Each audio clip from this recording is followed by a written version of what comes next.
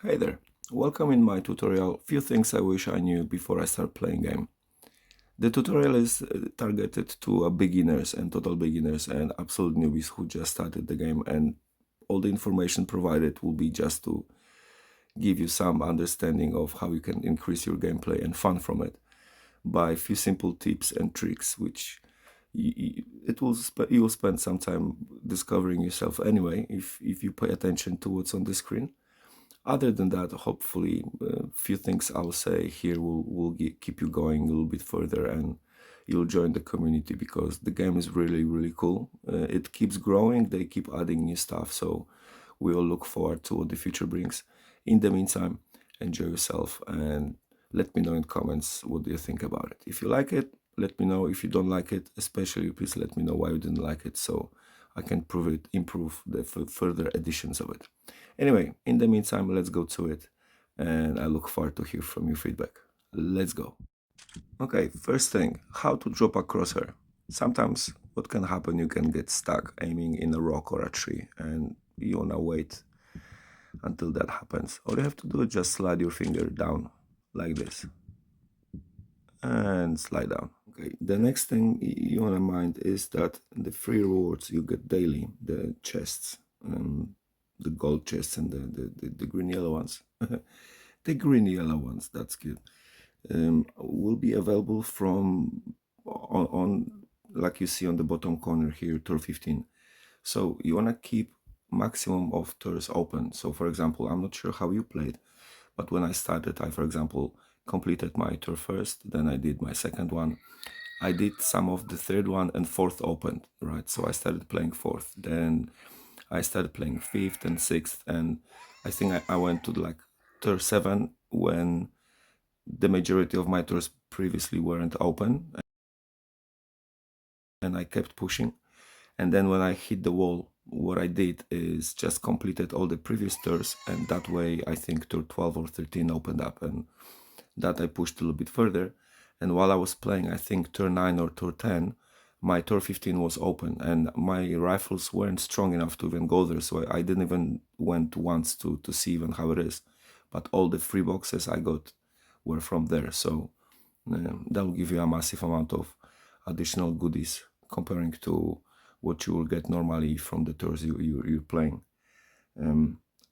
Another thing is that while we're here, remember that people playing 4-shooter ammos, there is a reason why they play that ammo. Okay, pros don't play that ammos, so don't get overwhelmed. A lot of people on Facebook groups I see is complaining that there is someone, they get 3 shooters versus 4 shooters. You know, if you keep playing, you'll see how often you're gonna win those matches. While we're here, another thing worth mentioning is the penetration stat of the ammo. This. So what that means, normally it says that you have 50% bullet penetration, right? Initial think that kind of, if a starter ammo, for example, isn't able to penetrate and one shot kill an animal, this should increase it. Well, in the game, the damage will be responsible for actually increasing your chances to one shot kill an animal, while penetration will define how far this bullet will go before it will start falling down. And from what I've noticed, it only matters if you play starter ammo, because due to the fact that the penetration is 0, if you change, for example, for Vanguard, you'll notice that Vanguard just drives much further in straight line. And in terms of one-shot killing abilities between this ammo, it doesn't really make a difference. That's when Atom will kind of give you a little boost because it offers 10% to the damage. So assuming that, for example, you have a Duke which has nice 1,000 of damage, 10% of that, it's 100, so total damage with the Atom ammo, it will be 1100. While next to that, it's worth mentioning that muzzle velocity, guys, really matters. So for example, let's compare.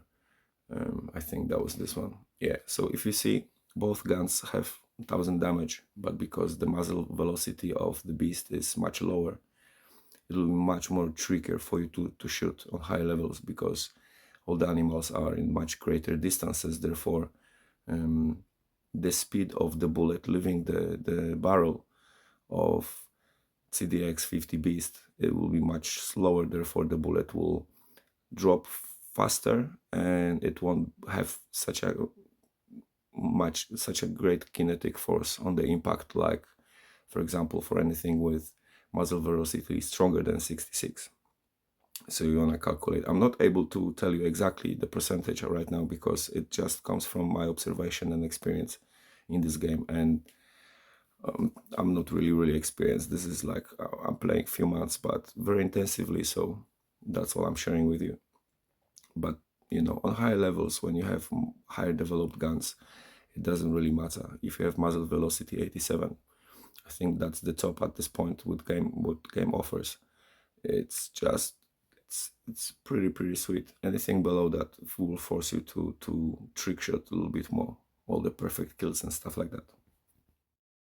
Okay, and another important thing to know is the ability to use mills and dots, which are the little marks on your crosshair.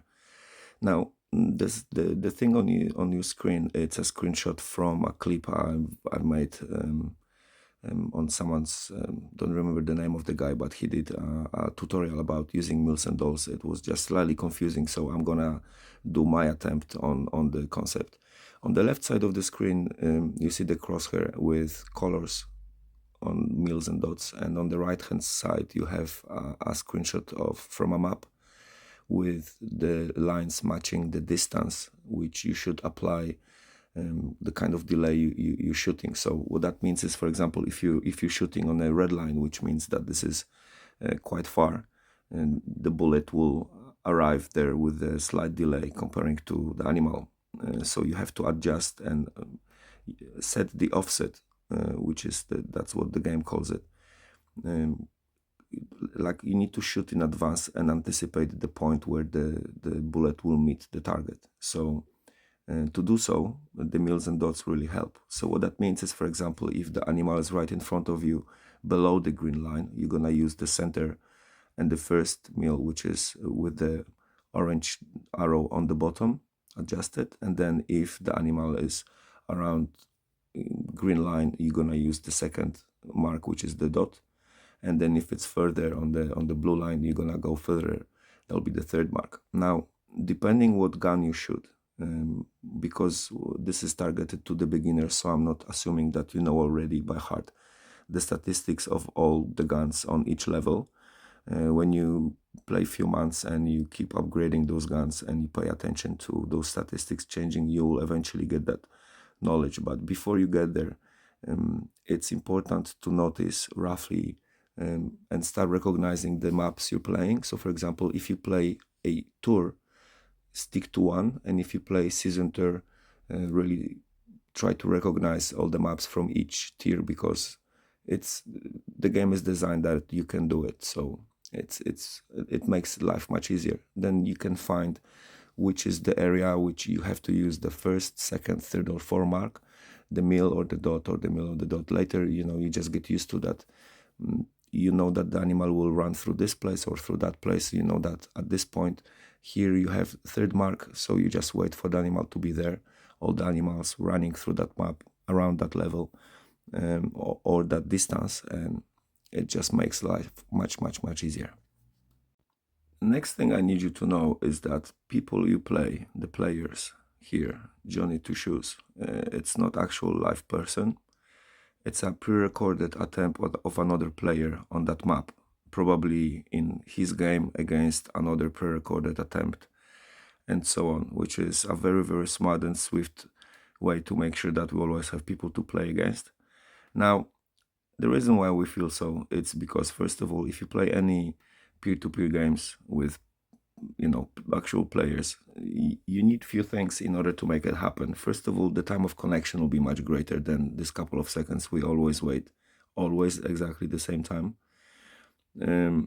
for the connection between the people. Second of all, you need a host, which is someone who will host that game, so create a server. So the game doesn't offer that, otherwise it will take for about a minute to connect. We tried that, we failed that. That was years ago. Since then, we do.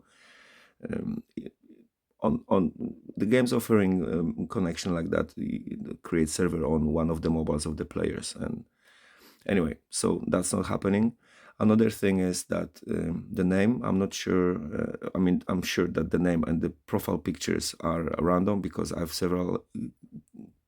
come across several times players with the same profile picture, but with different nicknames, and the profile picture was very significant, so, and specific, so you could see that this is random. Same the amount of trophies. Very often you're gonna see people who are on particular level in season tier, they have particular badge, but the amount of trophies is below that, and you know that if you get that badge, you cannot physically drop below that with trophies. And same is with the league. So the nicknames, the profile pictures, the amount of trophies, and the color of the league, it's totally random, so don't get suggested. I feel like the algorithm of the game matches us against players who had an average of points on that map similar to what we have. The game is not really nasty. It's absolutely random. You just need to play for several hours, couple of weeks in a row in order to feel that. Sometimes it might feel nasty, but sometimes the game will really help. And if you're interested, you can check the complete gameplay report from season tour. You will see all my wins and losses and the percentage of it. And some tours I'm just going through flawlessly, and this is on starter ammo, so anyway, so just don't get excited, don't get in an argument with emojis. The best thing is to do is just shut the chat down, because sometimes my private assumption is that there is a chat algorithm which is messing with you. And last but not least, a little detail which many of us has skipped for a very long time, and then someone smart on Facebook said it, and it kind of makes sense, so here you go. In the beginning of each map, you see this. You see what animals you're gonna shoot at and the amount of their health, which, for example, you have albino crocodile with 1190 health points. So what that means is that ultimately you need a gun which will have that kind of damage. So, for example, level 1 Duke, which I own currently, has 1000 of damage, plus atom ammo, which gives 10% to that, gives me 1100, and that 90, I think it gets covered due to the large muzzle velocity, because if I tried a bit weaker gun, or my Duke with Vanguard, I cannot one-shot kill it, because Vanguard doesn't give me any bonus to the damage, so I'm still having 1000, even though my muzzle velocity, it's 87, which is the top, I think, from the guns right now. I need to check. I have a screenshot of maxed Duke. I think 87, perhaps 90 something or 100, not sure. I don't want to shoot myself in the knee right now, in the foot, sorry. But yeah, so in order to kill albino, you need to have minimum 1100 in damage plus high muzzle velocity. And that's roughly it. Anyway, if you have any comments or any other thoughts you want to share, please do so in the comment section. Other than that, thanks for watching, and I'll see you next time. Take care.